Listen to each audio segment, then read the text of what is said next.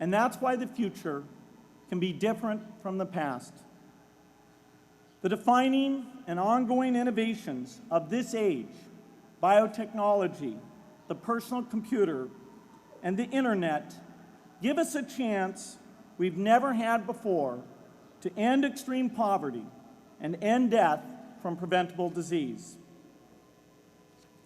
60 years ago, George Marshall came to this commencement, and he announced a plan to assist the nations of post-war Europe.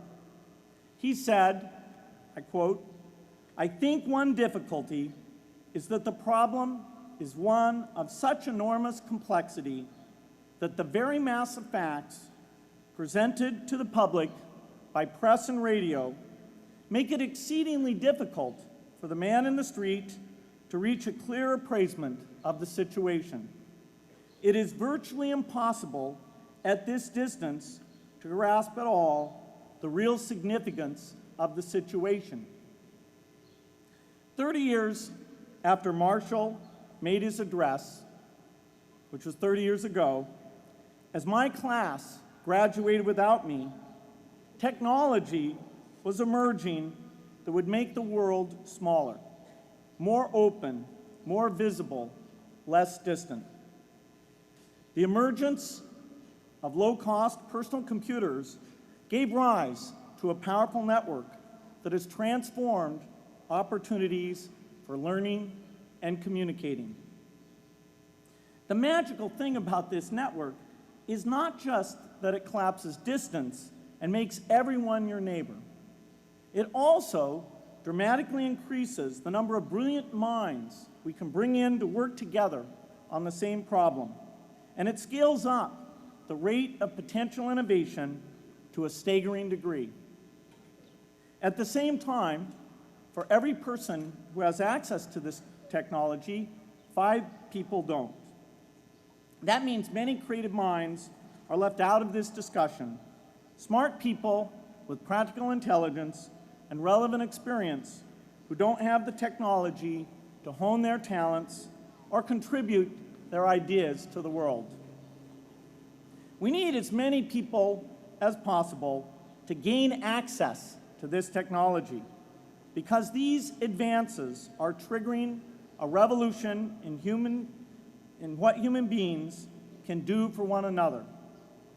They are making it possible, not just for national governments, but for universities, corporations, small organizations, and even individuals to see problems, see approaches, and measure the impact of their efforts to address the hunger, poverty, and desperation George Marshall spoke of 60 years ago. Members of the Harvard family, here in the yard is one of the great collections of intellectual talent in the world. For what purpose?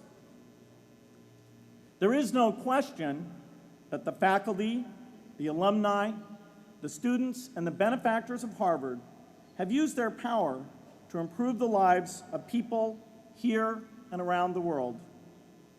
But can we do more? Can Harvard dedicate its intellect to improving the lives of people who will never even hear its name?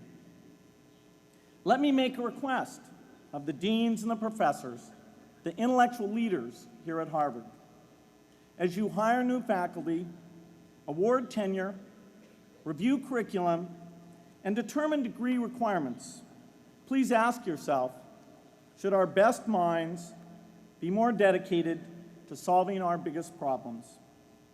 Should Harvard encourage its faculty to take on the world's worst inequities?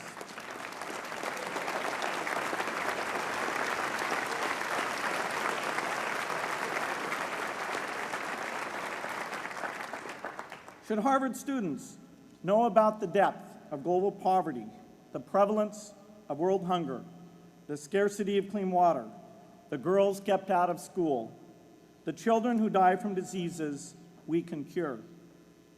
Should the world's most privileged learn about the lives of the world's least privileged? These are not rhetorical questions.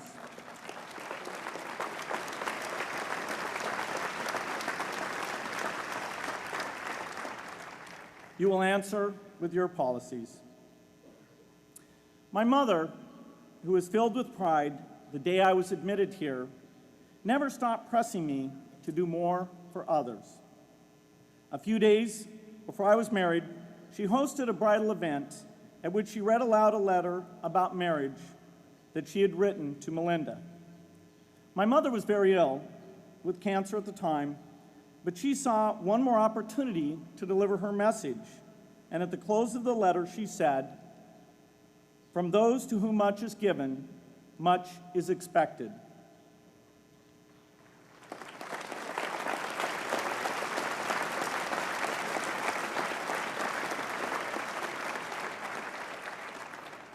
When you consider what those of us here in this yard have been given in talent, privilege, and opportunity, there is almost no limit to what the world has a right to expect from us. In line with the promise of this age, I want to exhort each of the graduates here to take on an issue, a complex problem, a deep inequity, and become a specialist on it. If you make it the focus of your career, that would be phenomenal. But you don't have to do that to make an impact. For a few hours every week, you can use the growing power of the internet to get informed, find others with the same interests, see the barriers, and find ways to cut through them.